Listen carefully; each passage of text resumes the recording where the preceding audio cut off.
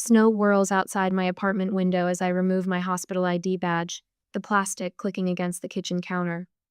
The scent of cinnamon and apples wafts through the roomy signature bread pudding cooling on the stovetop. Christmas lights twinkle on my modest tree, casting warm shadows across carefully wrapped presents stacked beneath its branches. 12 hours on my feet in the geriatric ward have left me bone weary, but a quiet smile tugs at my lips. This year will be different. This year, I'll be good enough. My phone buzzes. Trevor's name appears on the screen, and I press the speaker button while hanging my winter coat. Hey, sis. His voice carries that casual lilt that always precedes bad news. Got a minute? Just got home from shift.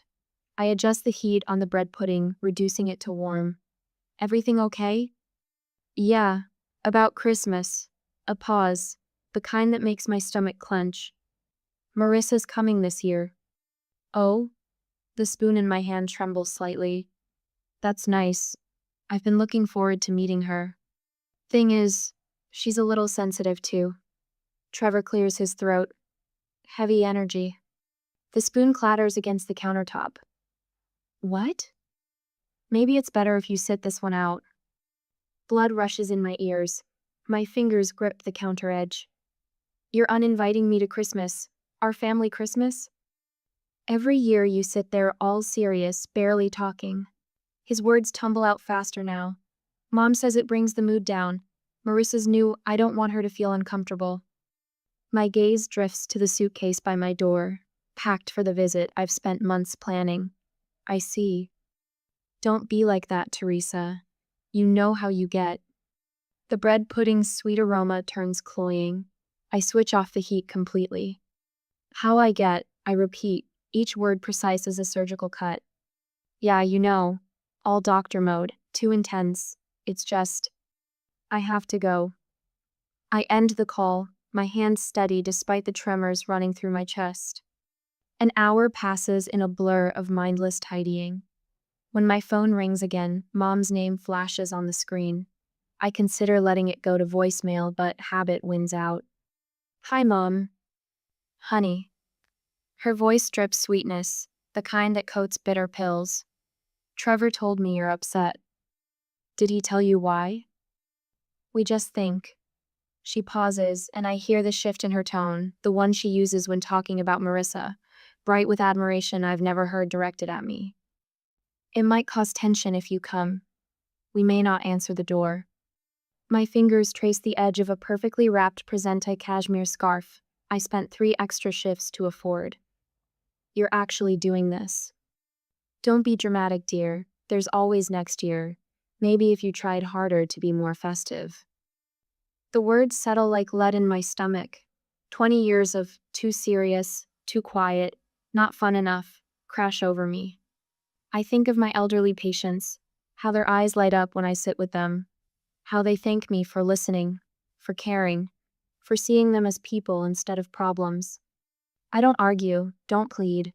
My banking app opens with a few taps. $1,200 monthly mortgage support for my parents.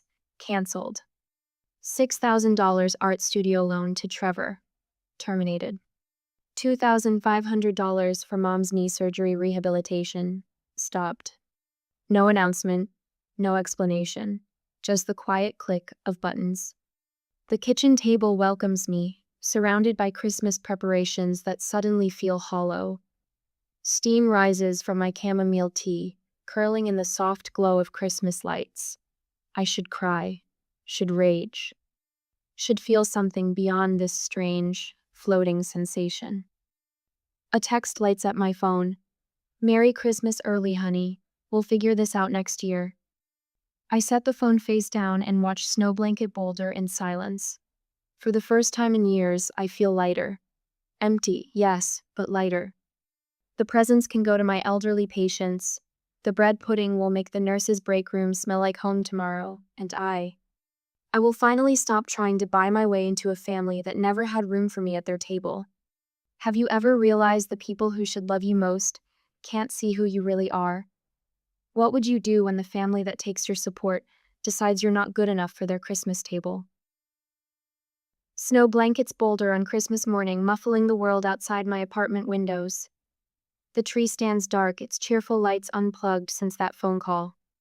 Through the glass, early sunlight catches ice crystals, turning them into prisms that scatter rainbow fragments across my living room walls. My scrubs rustle as I tuck the last wrapped present into the hall closet. No point keeping them out now. The soft wool of the cashmere scarf I bought Mom brushes against my hand as I push the door shut. My phone buzzes with another round of messages from coworkers. Maria from Pediatrics invited me to her family dinner. Dr. Coleman left a voicemail about the staff gathering in the break room later. Even the night shift nurses sent a video of their potluck celebration. I swipe away the notifications and open the family group chat. My thumb hovers over the screen. Photos flood my feed. Trevor carving the turkey, his sleeve rolled up to show the tattoo I paid to have removed 3 times. Mom's antique china glinting under candlelight, the set I helped her track down piece by piece on eBay.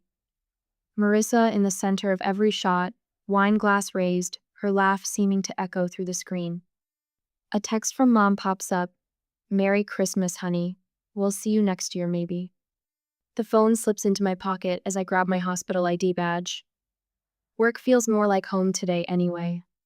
An hour later, the geriatric ward greets me with the familiar scent of disinfectant and the soft beeping of monitors. Mrs. Chen waves from her bed as I pass, her arthritis-twisted fingers clutching a tattered photo album. Mr. Rodriguez dozes in his chair, the television murmuring, "It's a Wonderful Life" in Spanish. Dr. Hartman. Agnes Miller catches my wrist as I adjust her pillow. Her paper, thin skin, feels cool against my hand. "You're the only family some of us today." I squeeze her fingers gently. Then I'm exactly where I need to be. The morning passes in a blur of small moments. Straightening blankets, listening to stories of Christmas mornings from 50 years ago, holding trembling hands through blood draws. The staff brings me coffee, dark and strong, leaving it outside patient rooms where they know I'll find it. "You didn't have to work today, Lisa," the charge nurse says as she hands me a patient chart. "Thompson volunteered to cover." This is better than sitting home alone. Her eyes soften with understanding. She's seen enough family dynamics in this ward to read between the lines. "Margaret Wilson in 412 asked for you specifically." Margaret sits propped against pillows, silver hair neatly braided, a small Christmas cactus blooming on her windowsill. She pats the chair beside her bed. "You look like someone carrying a heavy weight today." My professional mask slips for just a moment. Margaret catches it, she never misses much. "Family isn't always blood, Dr. Hartman." She adjusts her oxygen tube. "My son hasn't spoken to me in 30 years because I wouldn't give him money for another failed business venture. The hardest lesson is learning that blood doesn't always mean love." Across town, I imagine the scene in my parents' house. The dishes will be done by now. Trevor always times the cleanup to finish before the evening movie marathon. He'll be showing Marissa the photo wall, pointing out vacation snapshots and graduation portraits. That's when it happens. At home during that time, that's Dr. Teresa Hartman. Marissa's voice rises in recognition as she stops at my medical school graduation photo. The room goes quiet. She saved my grandmother's life. The silence stretches as she continues, wine glass forgotten in her hand. "My grandmother said she was the first doctor who made her feel like a person, not just a patient." Trevor shifts his weight, that nervous tell I've known since childhood. "Hey, who wants to watch White Christmas?"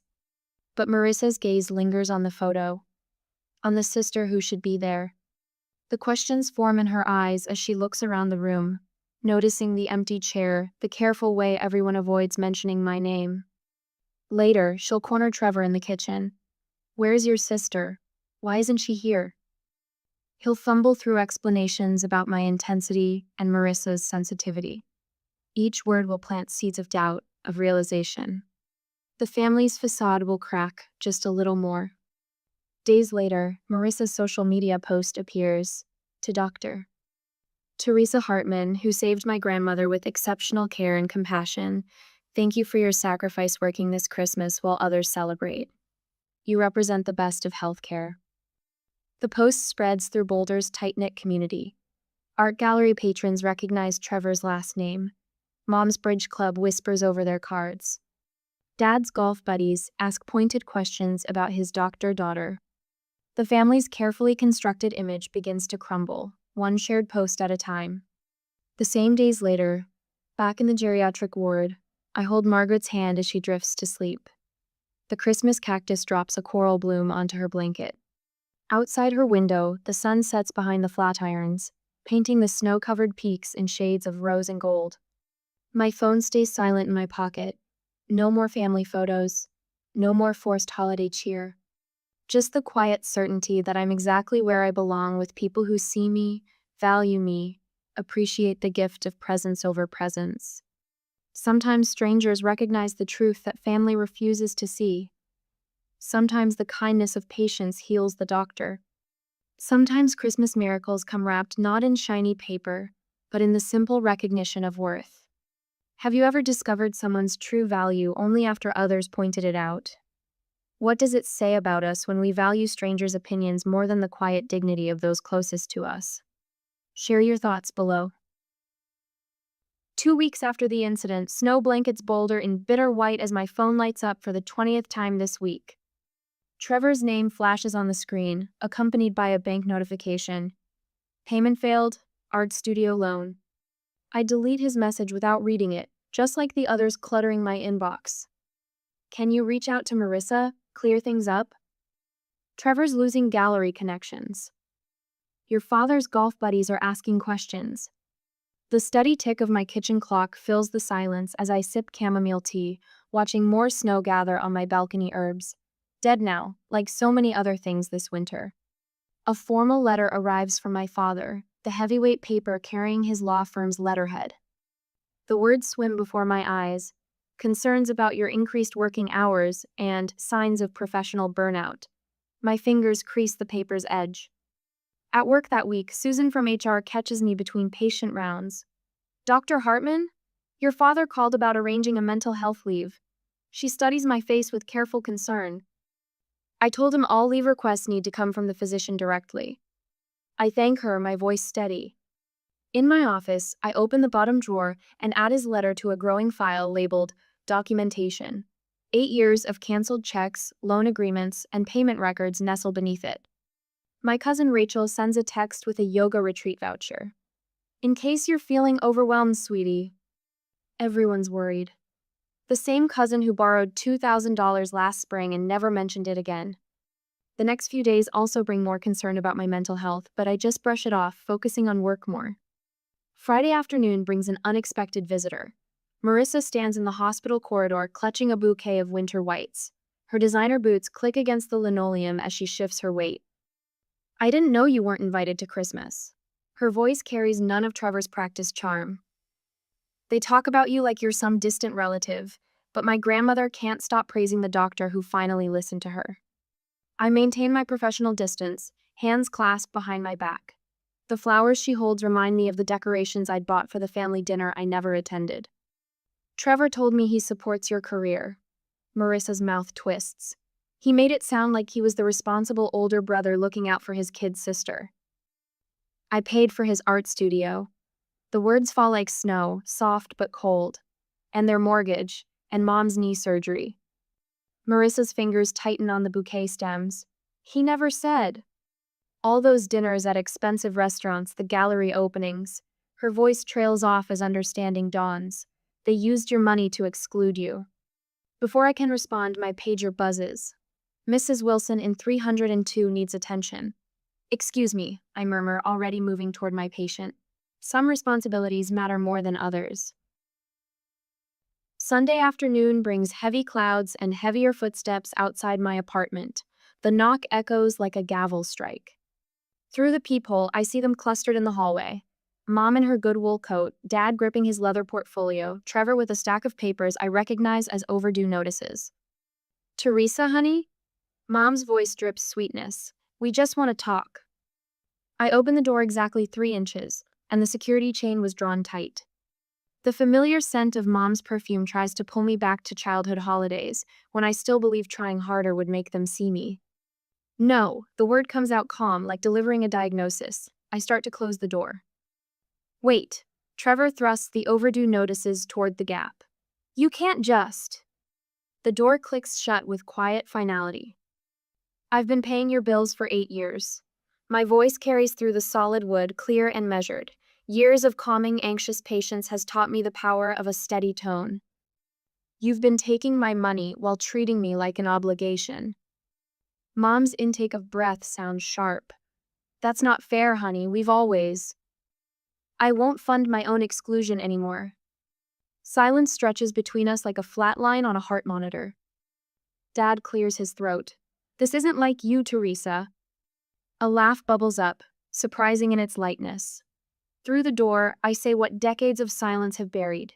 You never knew who I was. Their footsteps retreat down the hallway, leaving only the whisper of papers sliding under my door. Payment demands, guilt-wrapped in legalese, the price they assumed I'd keep paying to belong. I gather the papers without reading them, add them to my documentation file, and return to reviewing patient charts.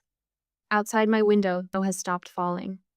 The late afternoon sun breaks through, setting the white landscape ablaze with unexpected light. My phone buzzes with a text from Mrs. Wilson's granddaughter. Thank you for sitting with Gran today. She said you made her feel heard. I touch the screen gently, a smile tugging at my lips. Some debts don't need to be paid to be worth something, some family you choose. And some lightness only comes after you stop carrying other people's weights. The next day, the hospital corridor stretches before me, gleaming under fluorescent lights. I pause at the nurse's station, signing off on Mrs. Jensen's updated care plan. Sarah, one of our newer nurses, glances up from her computer. Dr. Hartman? Your parents stopped by earlier. I didn't know they lived in Boulder, too. My pen stills against the chart. They don't. The words come out quieter than intended. They needed something. Sarah's eyes widen slightly, but she says nothing. The silence fills with understanding I never wanted to give. I focus on my signature, each letter precise and controlled. Down the hall, Mr. Garcia waves from his doorway. His thin face brightens as I approach. Doctor? Hartman, look what my grandchildren sent. He holds up a handmade card covered in glitter and wobbly letters. They're coming to visit next week. I lean against his doorframe, smiling at his joy. Here, in these quiet moments with patients who value presence over performance, I find the belonging my family never offered. The morning passes in a familiar rhythm of rounds and consultations. During my lunch break, Beth from reception appears in the doctor's lounge, holding a cream-colored envelope. This came for you. She sets it beside my sandwich. From a Marissa Wilson? My stomach tightens at the name. I open the envelope carefully, unfolding a single sheet of heavy stationery. Dear Dr. Hartman, you didn't just save my grandmother's life last October. You made her feel alive again. The way she lights up talking about you, the doctor who listened, who remembered her stories about teaching in the 1960s, who treated her like a person instead of a problem to solve. The Teresa they describe at family gatherings and the doctor I met that day at the hospital. They're two different people. Or maybe they're the same person, seen through very different eyes. I'm sorry they couldn't see what was right in front of them all these years. With gratitude and regret. Marissa. The paper trembles slightly in my hands. I read it twice more before standing to grab the simple black frame from my desk. The letter slots in perfectly, edges aligned with careful precision. I position it next to my medical school diploma, these twin testimonies to who I am when no one is trying to make me smaller. That afternoon, a local reporter interviewed me for a feature on geriatric care. I speak about dignity in aging, about listening to patients' stories, about honoring the full lives behind each medical chart. The article runs the following week, my photo alongside quotes about compassionate care and patient advocacy. My colleagues share it online. Comments flood in from families of former patients. Dr. Hartman saved my father's spirit while saving his life. She gave my mother back her voice when others had stopped listening. A month later, the story circulates through Boulder's tight-knit community. At his latest gallery opening, Trevor stands alone by his paintings. Our parents find their usual social circles suddenly busy with other commitments. Their carefully curated image of the perfect family splinters under the weight of whispered questions about the doctor-daughter they never mention. I didn't attend the opening. I'm volunteering at the Senior Community Center, helping Mr. Peterson compose an email to his estranged daughter. His gnarled fingers hover over the keyboard. 20 years. He shakes his head slowly. Pride cost me 20 years with my child. Don't let it take that from you, Dr. Hartman. This isn't pride, I answered softly. This is knowing my worth. Later that night, an email arrives from my mother. The timestamp shows she's been writing and rewriting it for hours. Dearest Teresa, we miss you. Your father keeps saying the house feels empty without you dropping by with your bread pudding. We never meant to hurt you. Can't we start over? Family should stick together. Also, dear, could you please speak to Marissa about taking down that social media post? Trevor's having trouble booking new galleries. His career is at stake. Love. Mom? No mention of Christmas. No acknowledgement of 8 years of financial support. No recognition that family should stick together rings hollow when they couldn't make room for me at their table. I read the email twice, noting the familiar pattern. Crisis brings them to my door, but only to fix what's broken, never to repair what they broke in me. The email goes to the archive unanswered. Outside my window, spring snow dusts the sidewalks. I think of Mr. Peterson, typing slowly to bridge 20 years of silence. Of Margaret Wilson, whose grandmother still talks about the doctor who listened. Of all the small kindnesses that build real connections, and all the grand gestures that never filled the hollow space where family should have been. My phone buzzes with a text from Elena, my mentor in geriatrics. Saw the article. You're changing lives here, Teresa. Proud to work alongside you. I touch the framed letter on my desk, then my medical school diploma beside it. The snow falls silently, covering old tracks, leaving clean pages for new stories to unfold. Some say blood is thicker than water, but what happens when that blood runs thin with conditions, expectations, demands? What happens when family treats you like nothing until they need something? I've learned that walking away isn't always an ending. Sometimes it's the first step toward becoming who you were always meant to be. A month later, sun glints off stacks of fresh peaches at the Boulder Farmers Market. I adjust my canvas shopping bag, filled with local honey and summer tomatoes, while Dr. Elena Martinez tells me about her grandson's first steps. The morning air carries hints of kettle corn and fresh bread, mingling with guitar music from a street performer nearby. A sudden hush from my colleagues breaks through our conversation. My spine stiffens before I see them. Some warnings don't need words. Teresa! What a coincidence! Mother's voice rings out bright as a new penny. She weaves between produce stands, Dad trailing behind her like a shadow. Their presence feels wrong here in my Saturday sanctuary, like discovering a snake in your garden. Dad's eyes fix on my shopping bag. The last time he looked at me directly was 8 years ago, when I handed him the first mortgage check. Trevor hangs back by a display of sunflowers, shoulders hunched. A woman beside him examines organic kale, carefully not watching our family tableau. We've been trying to reach you, honey. Mother steps forward, arms outstretched for a hug. I won't return. Her perfume, same one since 1985, threatens to overwhelm the market's honest sense of earth and vegetables. Elena's hand brushes my elbow, a silent signal. I'm here. Your father's grilling next Sunday. Mother smooths her linen blouse, a gesture I recognize from countless family photographs. We expect you at 6. Not an invitation. An announcement. The old Teresa would have nodded, would have shown up with a bottle of wine and an aching smile, desperate to prove her worth. No, the word falls between us like a stone in still water. Don't be difficult, Teresa. Mother's voice drops to a stage whisper. We're trying to make things right. Are you? The question comes out calm, professional. The same tone I use discussing terminal diagnoses with families. When did you decide that? When Trevor's gallery connections dried up? When Dad's golf friends started asking questions? That's not fair. Trevor steps forward, abandoning his sunflower sanctuary. This isn't the place. You're right. I met his gaze. The place was Christmas, when you uninvited me because I was too serious for your girlfriend. Mother's fingers flutter to her throat. Honey, please. The place was when Dad called my hospital suggesting I needed mental health leave. A sharp intake of breath from Elena. This is news to her. The place was 8 years ago when I started paying your mortgage. My voice carries across displays of organic honey and handmade soap, and funded Trevor's studio, and covered Mom's knee surgery. Heads turn, whispers ripple through the market crowd. Mother's tears start right on schedule. How can you embarrass us like this in public? I feel Elena shift closer to my shoulder. 2 more colleagues materialize nearby, a quiet wall of white coats and scrubs, my chosen family, moving into formation. I'm not embarrassing you. The truth flows easy now, like clean water from a spring. I'm telling the truth. You couldn't find room for me at Christmas, but you found time to call my workplace and suggest I was unstable. You excluded me from family photos but cashed my checks every month. This isn't like you, Dad says, his first words of the morning. You're making a scene. A laugh bubbles up, surprising me with its lightness. You never knew me, Dad. You never tried.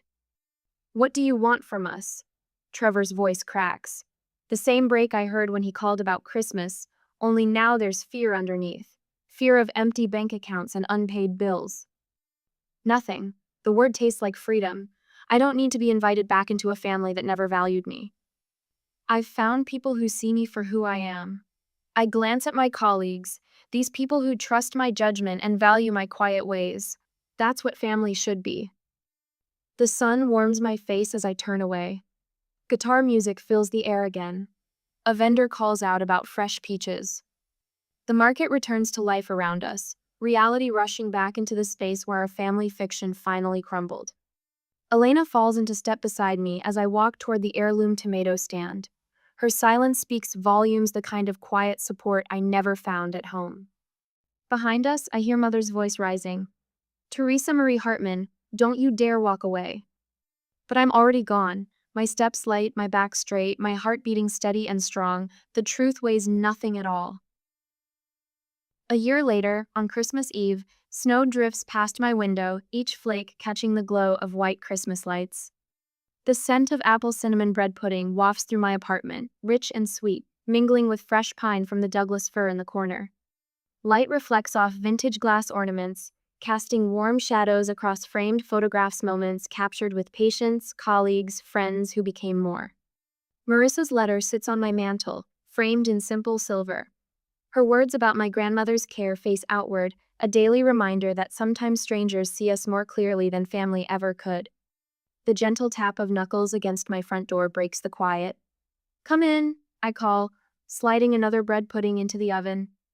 The door opens to familiar faces: Sarah from pediatrics, John from radiology, Elena from physical therapy.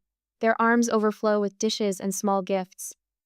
Something smells amazing in here, Dr. H., Sarah says, setting down a crystal bowl of cranberry sauce. Her holiday sweater sparkles with tiny lights, a holdover from the children's ward Christmas party. More colleagues filter in, filling my once quiet space with gentle chatter and laughter. A timer chimes and I pull out the bread pudding, golden brown and perfect. The ritual soothes me this time. I'm cooking for people who choose to be here. Teresa?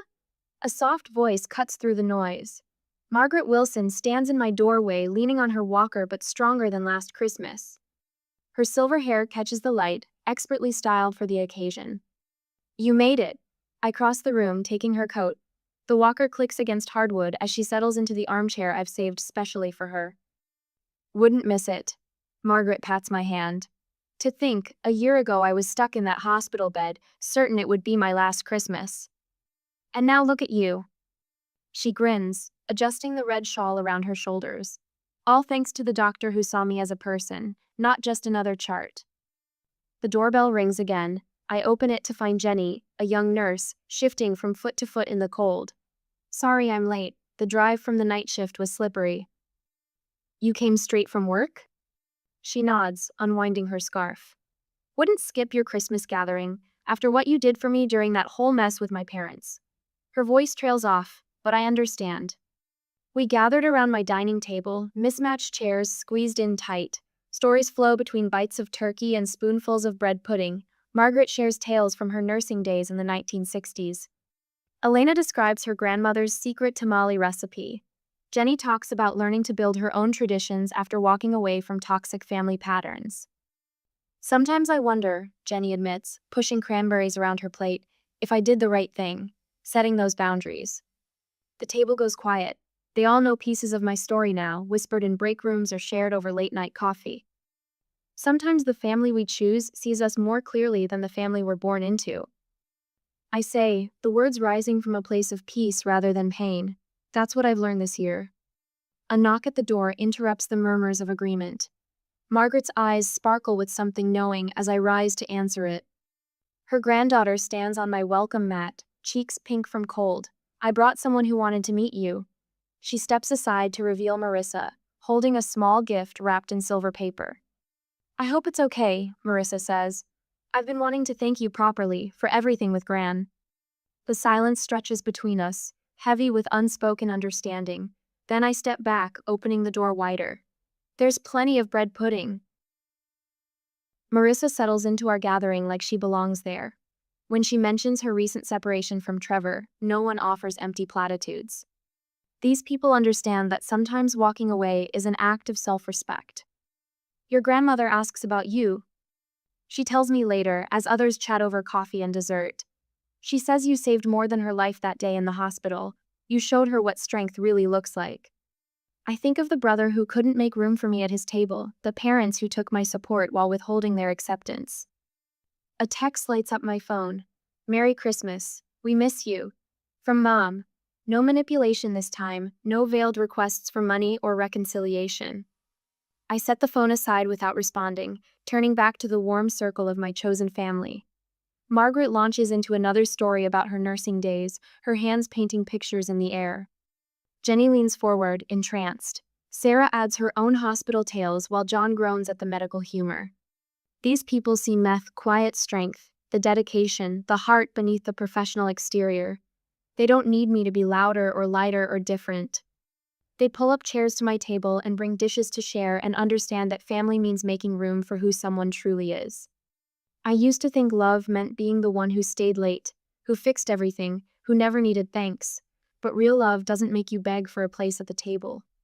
And a family that only values you for what you give was never family to begin with. Looking around my living room, at these faces lit by Christmas lights and warmed by connection, I finally understand. Sometimes the hardest act of self-respect is recognizing when to walk away and when to build something new, something real. The snow continues to fall outside my window, each flake finding its own path to the ground. Inside, laughter rings against my walls, and the scent of cinnamon and apples wraps around us like a promise. I found my way home at last.